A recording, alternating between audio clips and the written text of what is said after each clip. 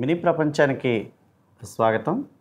ఈరోజు ఉమ్మడి గుంటూరు జిల్లా పరిషత్ సిఇఓ గారు మనతో పాటు ఉన్నారు. ప్రస్తుతం అనేక రకాలైన కార్యక్రమాలు జిల్లా పరిషత్ ద్వారా జరుగుతున్నాయి. ముఖ్యంగా ఈ మధ్యకాలంలో పంచాయతీరాజ్ డిపార్ట్మెంట్ నుంచి చెత్త తీసుకొని సరుకులు ఇచ్చే ఒక కొత్త కార్యక్రమానికి రాష్ట్ర వ్యాప్తంగా శ్రీకారం చుట్టారు. అది మొట్టమొదటిగా గుంటూరు జిల్లాని ఎంపిక చేసి పైలట్ ప్రాజెక్టుగా ఈ జిల్లాలో ఆ కార్యక్రమాన్ని అమలు పరుస్తున్నారు. గుంటూరు జిల్లా పరిషత్ సిఇఓ వేర్ల జ్యోతి బస్ గారు ఆ కార్యక్రమాన్ని పర్యవేక్షిస్తున్నారు. కొద్ది రోజుల క్రితం 13 జిల్లాలకు చెందిన సిఇఓలు కూడా ఆ ప్రాజెక్ట్ని సందర్శించి అనేక రకాలైన విషయాలను తెలుసుకొని వెళ్ళటం జరిగింది. దాని గురించి గుంటూరు జిల్లా సమగ్ర అభివృద్ధిలో జిల్లా పరిషత్ యొక్క పాత్ర గురించి వివరంగా తెలుసుకునేందుకు వారితోనే మాట్లాడదాం. నమస్తే సార్. నమస్తే. ఇప్పుడు కొత్తగా ప్రారంభించిన ఈ స్వచ్ఛ రథం కార్యక్రమం అసలు ఉద్దేశం ఏమిటి? ఏ రకంగా చెత్తని తీసుకొని వారికి సరుకులు ఇవ్వటం కానీ లేదా నగదు ఇవ్వటం కానీ చేస్తారు? ఆ విషయాలు కొద్దిగా వివరించారు. యాక్చువల్గా స్వచ్ఛ రథం అనే కార్యక్రమాన్ని మనం రీసెంట్గా పైలట్ బేసిస్ మీద మన గుంటూరు జిల్లాలో గుంటూరు రూరల్ మండలంలో స్టార్ట్ చేసాము. ఈ స్వచ్ఛ రథం కాన్సెప్ట్ మెయిన్ ఉద్దేశం ఏంటంటే అండి, ప్రతి ఇంటికి డోర్ టు డోరు ప్రతిరోజు కూడా మన వీళ్ళు క్లాప్ మిత్రాలు వెళ్ళి డోర్ సెగ్రిగేషన్ చేసి సాలిడ్ అంటే వెట్ వేస్ట్ డ్రై వేస్ట్ ఇది కలెక్షన్ అనేది చేస్తూ ఉన్నారు. అయినప్పటికీ కూడా ఈ సెగ్రిగేషన్ డోర్ టు డోర్ కలెక్షన్లో సెగ్రిగేషన్ అనేది ప్రాపర్గా జరగట్లేదు. ఈ స్వచ్ఛ రథం అనే కాన్సెప్ట్ ఇంట్రొడ్యూస్ చేయడం ద్వారా డోర్ టు డోర్ సెగ్రిగేషన్ అనేది చేయించడంలో ప్రజలందరికీ కూడా మనం ప్రోత్సహించినట్టు ఉంటుంది, వాళ్ళకి ఒక రకమైన ఇన్సెంటివ్ ఇచ్చినట్టు ఉంటుంది అనే ఉద్దేశంతో ఈ స్వచ్ఛ రథం అనేది కాన్సెప్టు మన గౌరవ పంచాయతీరాజ్ కమిషనర్ గారు స్టార్ట్ చేయించారు. ఈ స్వచ్ఛ రథం కాన్సెప్ట్లో ఏం జరుగుతుందంటే దానికి బేస్ అంటే ఏమీ లేదండి. ఇంతకుముందు ప్రతి గ్రామంలో కూడా ట్రైసైకిల్స్ మీద తిరుగుతూ మన ప్లాస్టిక్ కొంటా ఉంటారు. తర్వాత లేకుంటే పాత సామాన్లు కొని ఉల్లిపాయలు ఇవ్వటము ఇది చేస్తూ ఉంటారు. కాబట్టి ప్రైవేట్గా అన్ఆర్గనైజ్డ్గా జరుగుతూ ఉంది. దాన్ని ఒక ఆర్గనైజ్డ్ మోడ్లో ప్రభుత్వం సైడ్ నుంచే ఒక వెహికల్ ప్రొవైడ్ చేసి వారానికి కానీ లేకుంటే 15 రోజులకు కానీ ఒక విలేజ్కి వెళ్ళి ఆ విలేజ్లో డోర్ టు డోరు తిరిగేసి ఆ వెహికల్ వాళ్ళు ఆ ఇంటిలో ఉన్నటువంటి పనికిరాని వస్తువులు ఏమైనా ఉంటే వాటిని తీసుకుని వాటికి బదులుగా ప్రతిఫలంగా బాటర్ సిస్టమ్ అంటాము. ఆ బాటర్ సిస్టమ్ లాగానే ఏదన్నా నిత్యావసర వస్తువులు ఉల్లిపాయలు కానివ్వండి, లేకుంటే గోధుమ పిండి కానివ్వండి, షాంపూ ప్యాకెట్స్ కానివ్వండి, లేకుంటే ఇంకా ఏదైనా వస్తువులు సబ్బులు కానీ అన్ని రకాల పచారీ సరుకులు అందులో ఉంటాయి బండిలో. వాటికి వాల్యూకి తగిన విధంగా అంటే కేజీకి రేటు కూడా డిసైడ్ చేయడం జరిగింది. ఆ స్క్రాప్కు సంబంధించి కానీ పనికిరాని వస్తువులు కానీ లేకుంటే ప్లాస్టిక్ పదార్థాలకు సంబంధించి కానీ లేకుంటే అట్టపెట్లు కానీ పేపర్లు కానీ వీటన్నిటికి సంబంధించి ఒక్కొక్క దానికి కేజీకి ఎంత 20 రూపాయల నుంచి 15 రూపాయలు అట్లా రేటు కూడా ఫిక్స్ చేసాము. ఆ రేటు కూడా స్వచ్ఛ రథం మీద డిస్ప్లే చేయడం జరుగుతుంది. దానికి తగిన విధంగానే ఆ వస్తువులకి ప్రతిఫలంగా మనం నిత్యావసర వస్తువులు ఆ కుటుంబానికి కానీ ఆ హౌస్ హోల్డ్స్కి కానీ ఇవ్వటం జరుగుతుంది. దీని ద్వారా ఏం జరుగుతుందంటే విలేజర్స్లో ఆ కుటుంబంలో వాళ్ళు తడి చెత్తని పొడి చెత్తని కలపకుండా డ్రై వేస్ట్ ఏదైతే ఉందో దాన్ని సపరేట్గా పెట్టినట్లయితే మనకి ఆ పరిసరాలు పరిశుభ్రంగా ఉంటాయి. లేని పక్షంలో ఏం జరుగుతుంది, యాక్చువల్గా మన వాటర్ బాటిల్స్ కానీ లేకుంటే డ్రై వేస్ట్ కానీ పక్కనున్న సైడ్ కాలువలో వేసేయటం వలన వీధులన్నీ కూడా అపరిశుభ్రంగా ఉంటున్నాయి. అక్కడ వాటర్ స్టాగ్నేట్ అవుతున్నాయి, దోమలు చేరుతున్నాయి, అపరిశుభ్రత వాతావరణం ఉంటుంది. తద్వారా గ్రామస్తులకి మళ్ళీ అనారోగ్య కారణాలకి దారితీస్తూ ఉంటుంది. అనేక రకాలైనటువంటి డిసీజెస్కి వ్యాధులకి స్ప్రెడ్కి అవకాశం ఉంటుంది. ఈ స్వచ్ఛ రథం కాన్సెప్ట్ ఇంట్రొడ్యూస్ చేయటం వల్ల గ్రామాలన్నీ కూడా పరిశుభ్రంగా ఉంచాలి అనేది ఏకైక లక్ష్యం అండి. అంటే ఇప్పుడు ప్రతిరోజు ఈ కొత్తగా కమిషనర్ గారు కృష్ణతేజ గారు ఆదేశాల ప్రకారం ప్రతి గ్రామ కార్యదర్శి ఉదయం పూట 6 గంటలకే గ్రామానికి వెళ్ళి అక్కడ ఈ చెత్తకు సంబంధించిన పనులు, అది శానిటేషన్కి సంబంధించిన పనులు వారు నిర్వహించాలా, వాటిని పర్యవేక్షించాలని కూడా సిఇఓలకి ఆదేశాలు ఇచ్చినట్లుగా చెప్తున్నారు. అసలు మన జిల్లాలో ఈ శానిటేషన్కి సంబంధించిన పనులు ఏ రకంగా జరుగుతుంది? మనకి ప్రతిరోజు లాస్ట్ 1 మంత్ నుంచి మొత్తం పంచాయతీరాజ్ డిపార్ట్మెంట్ సిఇఓ దగ్గర నుంచి పంచాయత్ సెక్రటరీ వరకు CEO, DPO, DLPO, DDOs, MPDOs, URDs, panchayat secretary అందరూ కూడా మార్నింగ్ 6 to 9 ఏదో ఒక గ్రామంలోకి వెళ్తున్నాము. వెళ్ళి అక్కడ ఉన్నటువంటి శానిటేషన్ పరిస్థితులు ఎలా ఉన్నాయి, వాటిని ఎలా ఇంప్రూవ్ చేయాలనే దీని మీద పరిశీలించి కింది స్టాఫ్కి సజెషన్లు, సూచనలు ఇచ్చి పని చేపిస్తున్నాము. మెయిన్ కారణం ఏంటంటే మనకి ఐవీఆర్ఎస్ కాల్స్ అన్నీ వస్తున్నాయి. ఐవీఆర్ఎస్ కాల్స్లో మెయిన్గా 2 పాయింట్ల మీద అడుగుతున్నారు. Door to door garbage collection అనేది మీ గ్రామ పంచాయతీలో జరుగుతుందా లేదా, రెండోది జరుగుతున్నట్లయితే కనీసం వారానికి 2 సార్లన్నా మీ గ్రామం ఇంటికి వచ్చి చెత్త సేకరణ జరుగుతుందా అనేది 2 పాయింట్స్ మీద అడుగుతున్నారు. ఈ ఐవీఆర్ఎస్ కాల్స్లో వచ్చినటువంటి ఫీడ్బ్యాక్ ప్రకారం ఏంటంటే మన గుంటూరు జిల్లా స్టేట్లోనే ప్రథమ స్థానంలో ఉంది. మనకి స్టేట్ యావరేజ్ 62% సాటిస్ఫాక్షన్ ఉంటే గుంటూరు జిల్లాలో 75% సాటిస్ఫాక్షన్ ఉంది. స్టేట్లో టాప్ పొజిషన్లో కంటిన్యూస్గా ఈ ఐవీఆర్ఎస్ కాల్స్ కొత్త గవర్నమెంట్ వచ్చిన తర్వాత ఐవీఆర్ఎస్ కాల్స్ ఫీడ్బ్యాక్లో గుంటూరు అనేది మొదటి స్థానంలో ఉంది. దాన్ని కంటిన్యూ చేస్తున్నాము. దీని అంతటికీ కూడా మా పంచాయతీరాజు సిబ్బంది ఎవరైతే ఉన్నారో వాళ్ళందరూ డెడికేట్గా పనిచేయటం వల్ల ఇది సాధ్యపడుతుంది. సరే, ఈ ఉమ్మడి గుంటూరు జిల్లా పరిషత్తు ఈ సంవత్సరం ప్రారంభించిన అభివృద్ధి పనులు, జరుగుతున్న అభివృద్ధి పనులు, అసలు ఎన్ని కోట్ల రూపాయల అభివృద్ధి పనులు ప్రారంభించారు, ఎన్ని కోట్ల అభివృద్ధి పనులు జరుగుతున్నాయి? మనకి జిల్లా పరిషత్తు ఓవరాల్గా జిల్లా పరిషత్ బడ్జెట్ సంబంధించి మనకి 71 crores బడ్జెట్ ఉందండి. 71 crores మాకు అందులో డిఫరెంట్ కేటగిరీస్ ఉంటాయి. మన 23%, 15%, 8%, 12% ఇవన్నీ. ఈ పర్సంటేజ్ల ప్రకారంగా మేము బడ్జెట్ ఎలొకేషన్ చేసాము.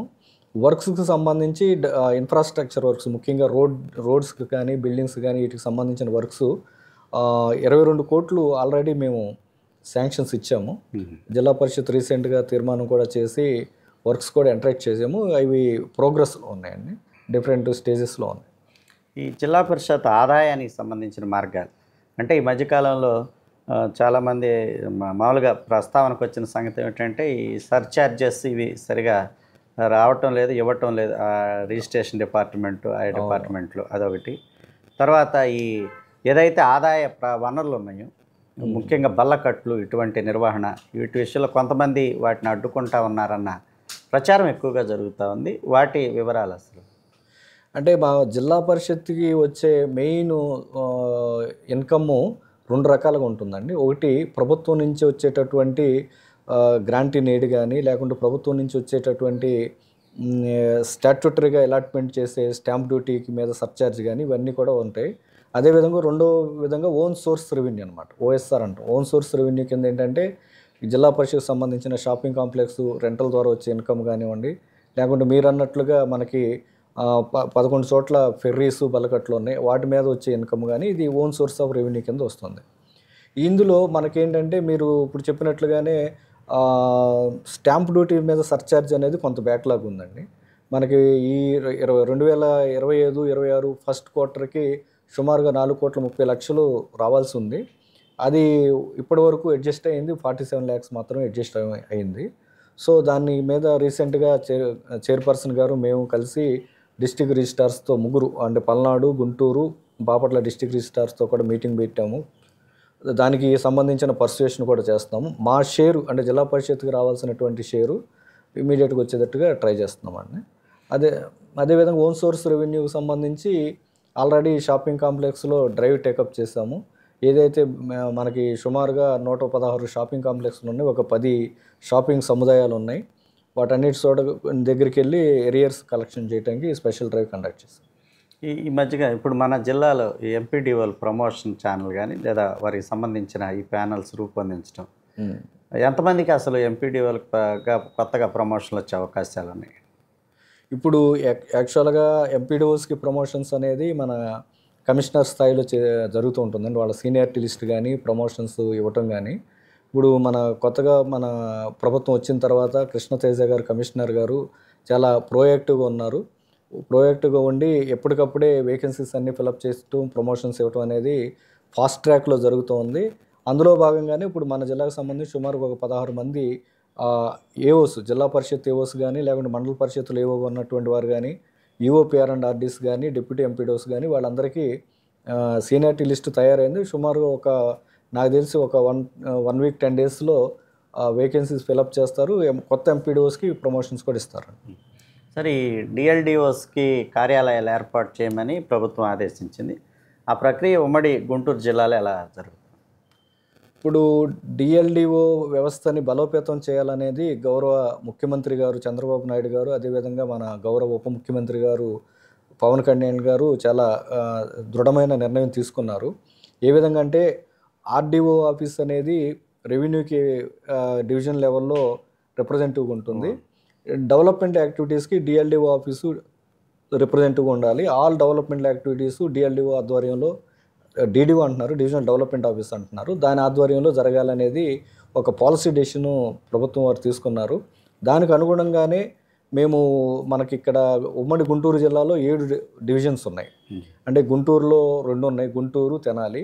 బాపట్లలో రేపల్లి, బాపట్ల డివిజను. పల్నాడులో సత్తెనపల్లి, నరసరావుపేట, గురజాల డివిజన్స్. ఈ 7 డివిజన్స్లో గవర్నమెంట్ ఆఫీసెస్ ఐడెంటిఫై చేశాం. టెంపరీ అకామిడేషన్ కోసం గవర్నమెంట్ బిల్డింగ్స్ ఐడెంటిఫై చేసి వాటి రిపేర్స్కి, రెనోవేషన్కి జిల్లా పరిషత్ నుంచి కూడా గ్రాంట్ ఇవ్వమని ఆదేశాలు ఇచ్చున్నారు. దాని ప్రకారంగా సుమారుగా ఒక 90 లక్షలు రిపేర్స్కి, రెన్యూవర్కి ఇవ్వటం జరిగిందండి. అవన్నీ కూడా ఫాస్ట్ ట్రాక్ మీద జరుగుతుంది, ప్రోగ్రెస్లో ఉన్నాయి వర్క్స్. మ్యాక్సిమం ఆగస్టు 14 కల్లా కంప్లీట్ చేయాలనేది టార్గెట్ ఇచ్చారు, చేసేస్తాం. ఈ 15వ ఆర్థిక సంఘం నిధుల నుంచి చేపట్టిన వాటర్ ప్రాజెక్టుల పరిస్థితి ఎట్లా? మాకు యాక్చువల్గా 15th ఫైనాన్స్ కమిషన్ గ్రాంట్ జిల్లా పరిషత్ షేర్కి సంబంధించినంత వరకు సిపిడబ్ల్యూఎస్ స్కీమ్స్ అని ఉంటాయండి, మల్టీ విలేజెస్ స్కీమ్స్. ఇవి ఎప్పుడూ ఆల్రెడీ ఎస్టాబ్లిష్ అయ్యి ఉన్నాయి. వాటి ఓఎండ్ఎం అంటాం, ఆర్గనైజేషన్ అండ్ మెయింటెనెన్స్కి అనమాట. వాటికి సంబంధించి సుమారుగా 25-26 ఫైనాన్షియల్ ఇయర్లో 31 crores అలాట్ చేసాం.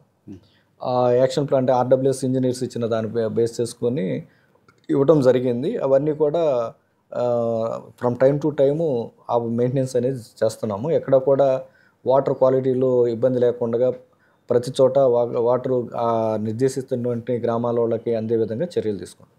చివరిగా ఒక చిన్న ప్రశ్న అండి. అంటే మామూలుగా ఎక్కువగా గుంటూరు జిల్లాలో ప్రచారం జరుగుతున్న సంగతి ఏమిటంటే జడ్పీ సిఇఓ గారికి, చైర్మన్ గారికి మధ్య సయోధ్య ఉండదు అనే ఒక మాట అంటున్నారు. అదే అంతవరకు నిజం? లేదండి, సయోధ్య అనేది ఉంటుంది. ఈ చిన్న ఇది ఉంటుందేమో కానీ సయోధ్య లేకపోవడం అనేది ఏం లేదు. చైర్పర్సన్ గారు ప్రజాప్రతినిధిగా వారు పాలసీ మేకింగ్ చేస్తారు. మేము ఇంప్లిమెంటేషన్గా చీఫ్ ఎగ్జిక్యూటివ్ ఆఫీసర్గా ఇంప్లిమెంటేషన్ చూస్తాము. గవర్నమెంట్ ఇచ్చినటువంటి ఇన్స్ట్రక్షన్స్ కానీ, గవర్నమెంట్ ఇచ్చినటువంటి పాలసీలు కానీ, ఇక్కడ జిల్లా పరిషత్తులో చేసిన తీర్మానాలు కానీ ఇంప్లిమెంట్ చేసి ఎగ్జిక్యూట్ చేసే బాధ్యత, స్టాఫ్ మీద కంట్రోల్ చేసి పనిచేయించే బాధ్యత సీఈఓకి ఉంటుంది. అది మేము పర్మనెంట్ ఎగ్జిక్యూటివ్, యాక్చువల్గా పర్మనెంట్ ఎగ్జిక్యూటివ్గా మా డ్యూటీస్ మేము చేస్తాము, కలిసే పనిచేస్తూ ఉంటాం. విభేదాలు ఏమి లేవు? విభేదాలు అనేవి చిన్న విభేదాలు ఉంటే మీరు పెద్దవి చేస్తున్నారు అంతే.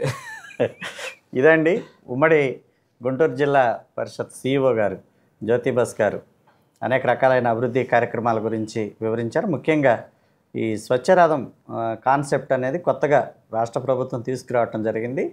అది చైతన్యవంతమైన గుంటూరు జిల్లాలో దాన్ని మొట్టమొదటి ప్రయోగాత్మకంగా ప్రవేశపెడితే బాగుంటుందన్న ఆలోచించిన పంచాయతీరాజ్ కమిషనర్ కృష్ణతేజ గారు ఇక్కడ దాన్ని ప్రారంభించారు. అది కూడా సక్సెస్ఫుల్గా నడుస్తుందని చెప్తూ ఉన్నారు. ఈ ఇంటర్వ్యూలో పాల్గొని మనకి విలువైన అభిప్రాయాలు తెలియజేసిన సిఇఓ గారికి, అదే రకంగా సబ్స్క్రైబర్స్ అందరికి కూడా ప్రత్యేకమైన కృతజ్ఞతలు, ధన్యవాదాలు. Thank you.